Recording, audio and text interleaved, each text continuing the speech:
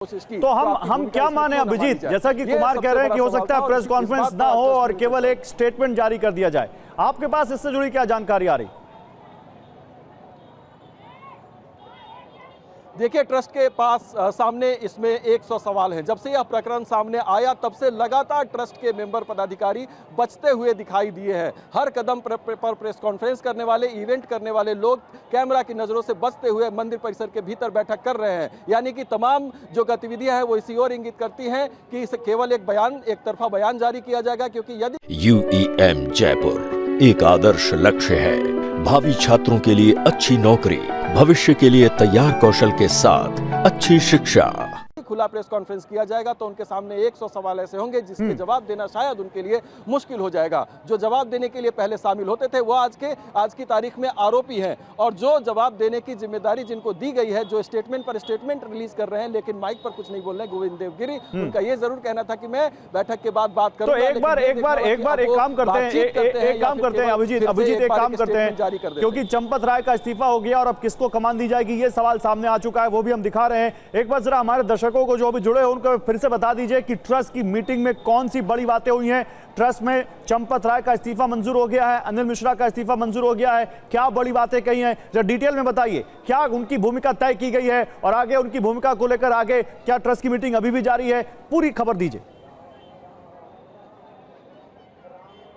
देखिए, ट्रस्ट की मीटिंग अभी जारी है। सबसे पहले दोनों के इस्तीफे यानी चंपत राय और अनिल मिश्रा के इस्तीफे पर विचार हुआ, लंबी चर्चा हुई और सबने अपनी अपनी बातें उसमें रखी, सबने अपने अपने विचार रखे।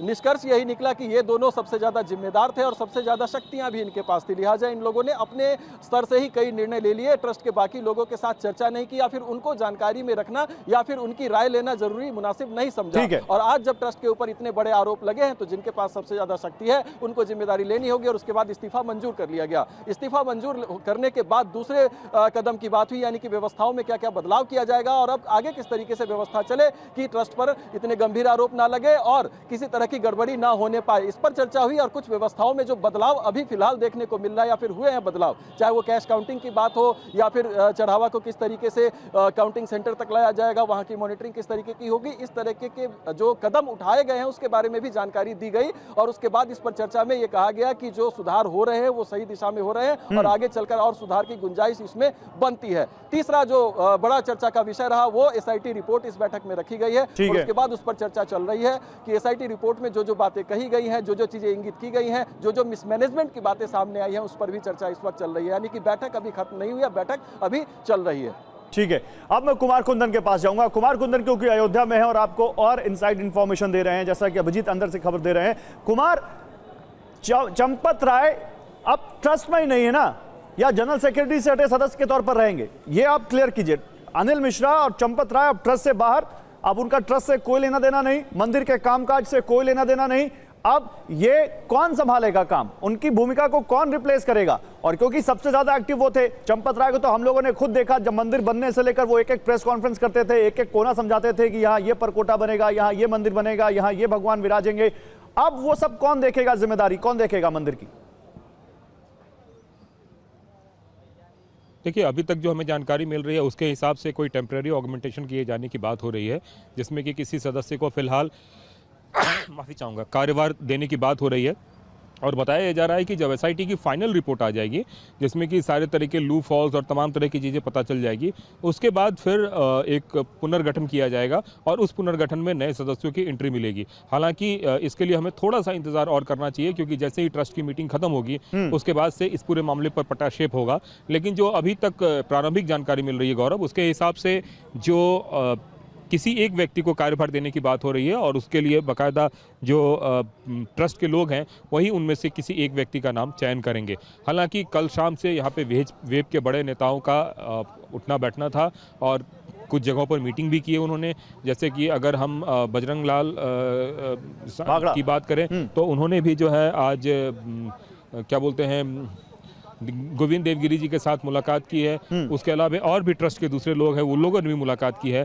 लेकिन आज की बैठक में उन लोगों को कोई नई जिम्मेवारी दी जाती है या नहीं, या किसी और को दी जाती है, यह देखना दिलचस्प होगा। जो हमारी जानकारी मिल रही है, अभी जो ट्रस्ट के मौजूदा सदस्य हैं उन्हीं सदस्य में से किसी को, चूंकि सब कुछ नया हो जाएगा, अगर किसी नए व्यक्ति को देते हैं तो थोड़े समय के लिए जो ट्रस्ट का जो जब तक एसआईटी की जांच पूरी नहीं हो जाती, और एसआईटी ने सिर्फ 15 दिनों का समय और लिया है, तो उसके बाद जब एक बार उनकी जांच पूरी हो जाए और उस पूरी जांच होने के बाद जब जो बातें निकलकर सामने आए उसको आधार बनाकर और फिर ट्रस्ट में नए सदस्यों को एंट्री की जाए। तो यह देखना दिलचस्प होगा कि फाइनल डिसीजन क्या होता है, जिसके लिए हमें थोड़ा इंतजार करना चाहिए। हालांकि एक थ्योरी ये भी है कि किसी ब्यूरोक्रेट्स को इसमें शामिल किया जाए, जिसको सीईओ की तरह जो है ट्रस्ट में ट्रीट किया जाए। तो ये तमाम ऐसे मसले हैं जिस पर ट्रस्ट में अभी चर्चा हो रही तो है। क्या वो गौरव। नृपेंद्र मिश्रा हो सकते हैं, क्योंकि नृपेंद्र मिश्रा ऑलरेडी देश के बहुत बड़े ब्यूरोक्रेट रहे हैं और ट्रस्ट के मेंबर भी हैं।